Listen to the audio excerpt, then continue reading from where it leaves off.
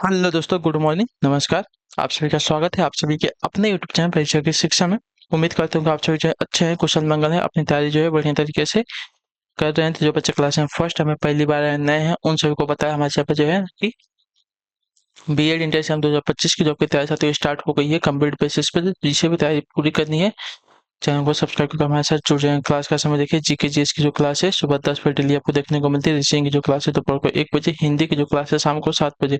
इसी टाइम पर क्लासेस से जुड़ना, अपनी तैयारी को जो है पूरा और कंप्लीट करना है। नीचे डिस्क्रिप्शन में इंस्टाग्राम टेलीग्राम का लिंक मिलेगा, तो इंस्टाग्राम पे आप हमें फॉलो कर लेंगे। टेलीग्राम चैनल को जाकर ज्वाइन करेंगे। टेलीग्राम चैनल में क्या है, डेली बेसिस पे क्लास का जो आपको अपडेट है आपको होती है, तो बाकी जो एग्जाम की अपडेट है आपको जो टेलीग्राम चैनल के माध्यम से बताया, तो आप लोग जो है वहाँ से जुड़ेंगे।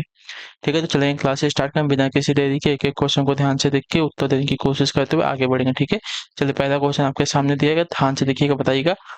पूछा आपका, मुद्रा स्फीति में निम्नलिखित में से कौन सी स्थिति होती है, बताइए। मुद्रा स्फीति में जो है निम्नलिखित में से कौन सी स्थिति होती है? तो मुद्रा स्फीति, इसकी अगर बात करें, देखिए, कम वस्तु पर अधिक मुद्रा व्यय। ठीक है, ऑप्शन नंबर ए जो दिएगा आपका राइट आंसर हो जाएगा। ठीक, कम वस्तु पर अधिक मुद्रा व्यय, बहुत कम माल के लिए बहुत अधिक धन की आपूर्ति हो जाने से जो है मुद्रास्फीति का जन्म होता है। क्लियर सभी को? क्या बोला है? बहुत कम माल के लिए बहुत अधिक धन की आपूर्ति हो जाने से जो है मुद्रास्फीति का जन्म होता है। क्लियर है सभी को इसके बारे में? मुद्रास्फीति में कौन सी स्थिति है? तो ऑप्शन नंबर ए जो दिएगा आपका राइट आंसर हो जाएगा। ठीक, वस्तु कम है और मुद्रा जो है इसका व्यय ज्यादा है। अगले क्वेश्चन की तरफ बढ़ेंगे। आपका दूसरा नंबर, ध्यान से देखिए। गांधी जी जब दक्षिण अफ्रीका में थे तो उनके द्वारा निम्नलिखित में से क्या प्रकाशित किया गया था, बताइए। गांधी जी जब दक्षिण अफ्रीका में थे तो उनके द्वारा क्या प्रकाशित किया गया था? तो आपका राइट आंसर यहाँ पर इंडियन ओपिनियन, ऑप्शन नंबर जो बी दिया गया है आपका सही उत्तर होगा। ठीक है, इंडियन ओपिनियन जो है गांधी जी द्वारा प्रकाशित किया गया था जब वो दक्षिण अफ्रीका में थे। ठीक, क्लियर है सभी को? चलिए अगले क्वेश्चन की तरफ बढ़ेंगे। तीसरा नंबर, ध्यान से देखिएगा। वर्ष 1665 में पुरंदर की संधि का प्रत्यक्ष उद्देश्य क्या था, बताइए। वर्ष 1665 में पुरंदर की संधि का प्रत्यक्ष उद्देश्य क्या था? तो इसका राइट आंसर आपका हो जाएगा साथियों, शिवाजी और बीजापुर, शिवाजी और बीजापुर के सुल्तान के बीच विवाद के बीच बोना। ठीक है, ऑप्शन नंबर जो बी दिया गया आपका राइट आंसर हो जाएगा। क्लियर है इसके बारे में? 1665 में पुरंदर की संधि का प्रत्यक्ष उद्देश्य था शिवाजी और बीजापुर के सुल्तान के बीच क्या? तो विवाद के बीज को बोना थे। ठीक है, यानी कि विवाद जो है पैदा करना था शिवाजी और बीजापुर के सुल्तान के बीच में। क्लियर सभी को? चलिए, शिवाजी को मारने के लिए जो है राजा जय सिंह ने बीजापुर के सुल्तान से संधि कर पुरंदर के किले को जो है अधिकार में कर लेने की योजना के प्रथम चरण को जो है 24 अप्रैल 1665 ईस्वी में व्रजगढ़ के किले पर जो है अधिकार कर लिया था। ठीक, अगले क्वेश्चन की तरफ बढ़ेंगे। चौथा नंबर, ध्यान से देखिएगा, बताइएगा, अटेंशन का निम्नलिखित का मेल कीजिए। ठीक है, मोहनजोदड़ो, मोहनजोदड़ो क्या हो जाएगा? तो मोहनजोदड़ो हो जाएगा ग्रेट बात। ठीक है, विशाल स्नानागार। ठीक है, तो मोहनजोदड़ो का हो जाएगा ग्रेट बात। चलिए, उसके बाद हड़प्पा, तो हड़प्पा का हो जाएगा साथियों स्टैच्यू ऑफ प्रिस्ट। ठीक है, स्टैच्यू ऑफ प्रिस्ट। कालीबंगन की बात करें तो कालीबंगन से जो हमें हल्के चिन्ह प्राप्त हुए हैं, कालीबंगन से हमें हल्के चिन्ह प्राप्त हुए, और लोथल में जो है आपका पत्तन है, यानी कि बंदरगाह है। क्लियर सभी को? तो ए का चौथे के साथ, बी का पहले के साथ, सी का तीसरे के साथ और डी का जो है दूसरे के साथ मिलान हुआ है। Option number A will be the correct answer. Clear है? चलिए स्क्रीनशॉट ले लेंगे, क्योंकि यहाँ पे जो आपका एक साथ जो है 4 क्वेश्चन। मोहनजोदड़ो में विशाल स्नानागार यानी कि ग्रेट बात है। हड़प्पन में आपका स्टैच्यू ऑफ प्रिस्ट है। कालीबंगन हल्के चिन्ह यहाँ से मिले। लोथल में क्या मिला है? पत्तन यानी कि बंदरगाह मिला है। चलिए अगले क्वेश्चन की तरफ बढ़ेंगे। आपका 5वां नंबर, रक्त का रंग निम्नलिखित में से किसकी उपस्थिति के कारण जो है लाल होता है, बताइए। रक्त का जो रंग है निम्नलिखित में से किसकी उपस्थिति के कारण लाल होता है? तो आपका राइट आंसर हो जाएगा हीमोग्लोबिन, जो ऑप्शन नंबर डी दिया गया है आपका करेक्ट आंसर होगा। ठीक है, हीमोग्लोबिन की उपस्थिति के कारण जो हमारा रक्त है लाल होता है। अगले क्वेश्चन की तरफ बढ़ेंगे। 6वां नंबर, निम्नलिखित में से किसे जो है सफेद हाथियों का देश कहते हैं? सफेद हाथियों का देश किसे कहा जाता है? तो सफेद हाथियों का देश आपका थाईलैंड को कहा जाता है। ऑप्शन नंबर ए जो दिया गया है आपका राइट आंसर होगा। ठीक, क्लियर हो गया इसके बारे में? चलिए अगले क्वेश्चन की तरफ बढ़ेंगे। आपका है 7वां नंबर, भारत का राष्ट्रीय वृक्ष कौन सा है, बताइए। भारत का राष्ट्रीय वृक्ष कौन सा है? तो भारत का राष्ट्रीय वृक्ष आपका बरगद है। ऑप्शन नंबर सी जो दिया गया आपका सही उत्तर होगा। ठीक, क्लियर सभी को इसका है? भारत का कभी राष्ट्रीय वृक्ष पूछ लिया जाएगा आपसे तो आपका बरगद सही उत्तर होगा। क्लियर, चलिए अगले क्वेश्चन की तरफ बढ़ेंगे। आपका है, देखिए 8वां और 9वां एक साथ दिया गया क्वेश्चन। तो निम्नलिखित विकल्पों में से कौन सी मछली है, बताइए कौन सी आपकी मछली है यहाँ पे। तो देखिए अगर मछली की बात करें तो मछली जो है यहाँ पे आपकी हो जाएगी साथियों सालमन। सालमन आपकी एक मछली होती है। तो जो आपका दिया गया यहाँ पे सी वाला विकल्प आपका राइट आंसर हो जाएगा। ठीक, क्लियर हो गया इसके बाद क्वेश्चन नंबर 9 भी आपके, किसी नक्शे पर ढाल को दिखाने के लिए खींची गई असमद्ध रेखाएं क्या कहलाती है, बताइए। चलिए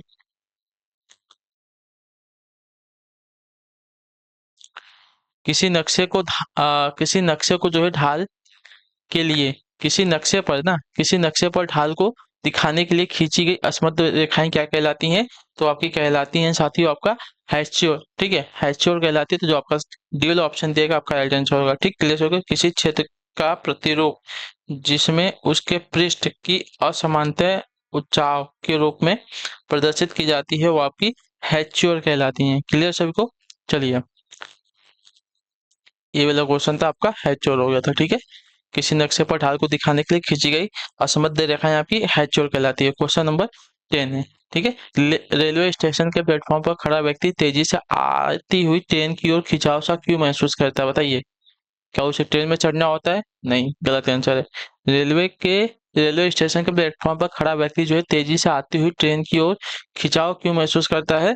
तो इसका रीजन है साथियों, उसके बीच तेजी से गतिमान वायु के कारण दाब में अंतर आ जाता है। तो जो आपका डी वाला विकल्प दिया गया आपका राइट आंसर हो जाएगा। ठीक है, ट्रेन और व्यक्ति के बीच क्या होता है, तेजी से गतिमान वायु के कारण दाब में अंतर के कारण सतह के इकाई क्षेत्रफल पर लगने वाला अविलंब बल जो है लगता है। इसकी इकाई जो है न्यूटन प्रति वर्ग मीटर होती है। क्लियर सभी को इसके बारे में।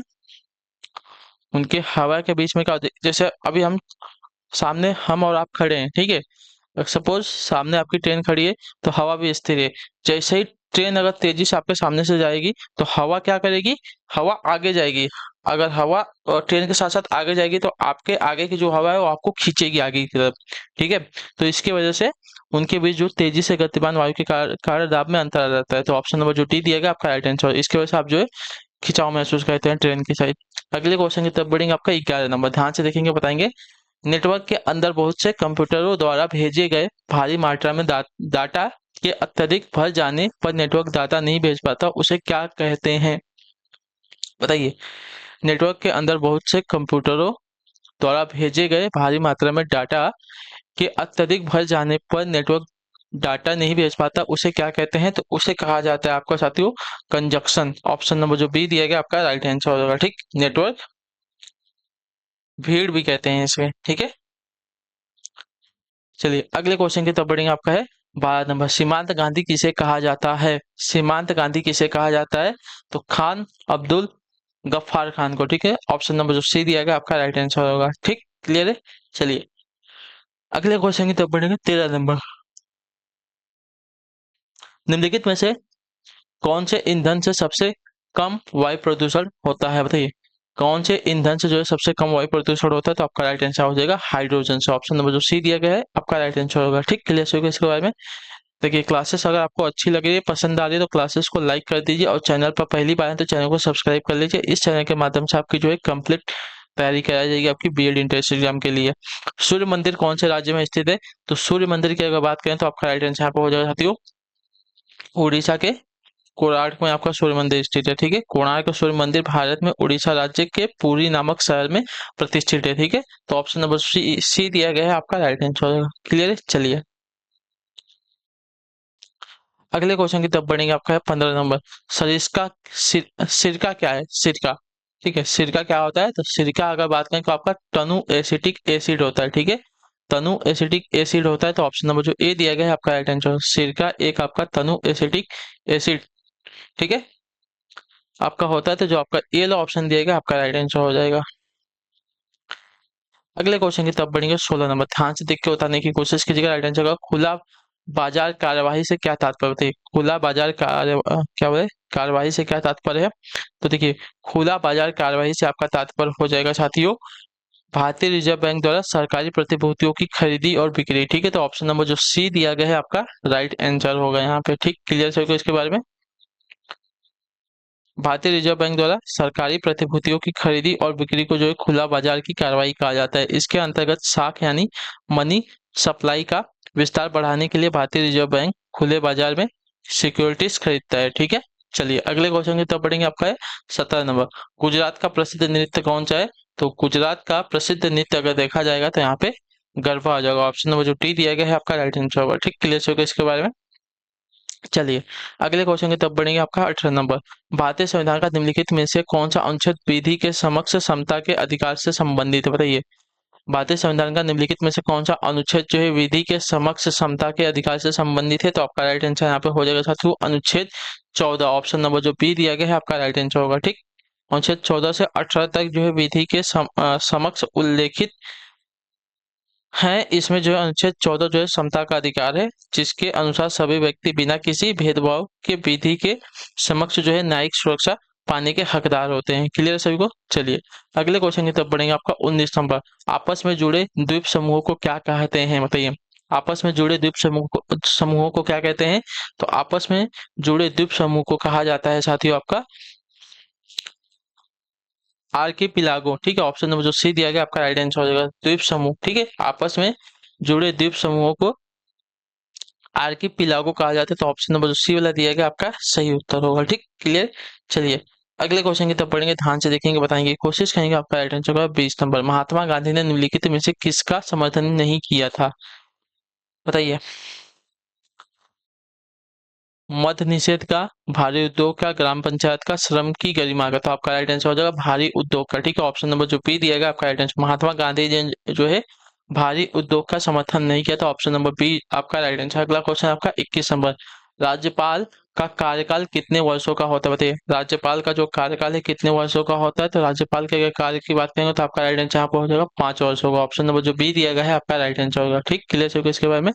राज्यपाल की जो नियुक्ति है राष्ट्रपति के द्वारा 5 वर्षों के लिए की जाती है, परंतु यह जो है राष्ट्रपति के प्रसाद पर्यंत पद धारण करता है। ठीक है, अर्थात जब मन चाहे राष्ट्रपति जो है उसको निकाल भी सकता है। निम्नलिखित में से किसका संबंध जो है गदर पार्टी से नहीं था? बताइए, किसका संबंध जो है गदर पार्टी से नहीं था?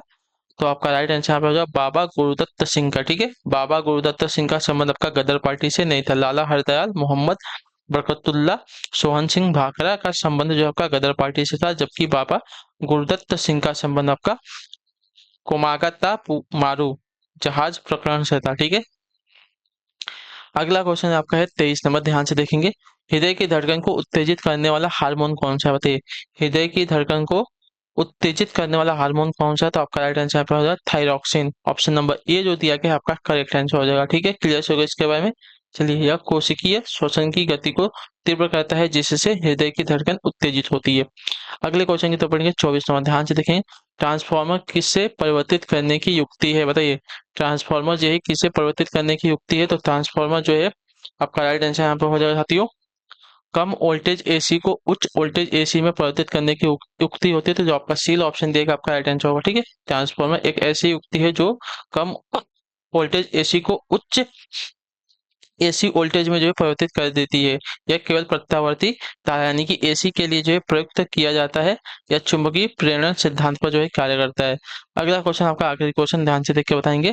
कंप्यूटिंग का कौन सा प्रकार जो है कंप्यूटेशन स्टोरेज और यहाँ तक कि एप्लीकेशन भी पूरे नेटवर्क में सर्विस के रूप में करता है? बताइए, कंप्यूटिंग का कौन सा प्रकार जो है कंप्यूटेशन स्टोरेज और यहाँ तक कि एप्लीकेशन को भी जो है पूरे नेटवर्क में सर्विस के रूप में कार्य करता है? तो आपका राइट आंसर यहाँ पे हो जाएगा क्लाउड कंप्यूटिंग। ठीक है, ऑप्शन नंबर ए जो दिएगा आपका राइट आंसर हो जाएगा। ठीक है, क्लाउड कंप्यूटिंग जो है कंप्यूटेशन स्टोरेज और यहाँ तक कि एप्लीकेशन को भी पूरे नेटवर्क में सर्विस के रूप में कार्य करता है। ठीक है, यदि कोई इंटरनेट के माध्यम से सर्विस प्रदान करता है तो उसे जो है क्लाउड कंप्यूटिंग कहते हैं। तो ऑप्शन नंबर जो ए वाला दिया गया आपका राइट आंसर। चलिए, तो इसी के साथ आपकी जो क्लास है यहाँ पे कंप्लीट होती है। आई होप कि आपको क्लास अच्छी लगी क्लास को देखिए लाइक कर दीजिए, चैनल पहले जो चैनल को जो सब्सक्राइब कर लीजिए और हमें जो है कमेंट में अपनी क्लास के बारे में जो आपको क्लास कैसी लगी, बाकी आपका कोई डाउट कोई क्वेश्चन कोई क्वेरी तो हमें पूछ सकते हैं।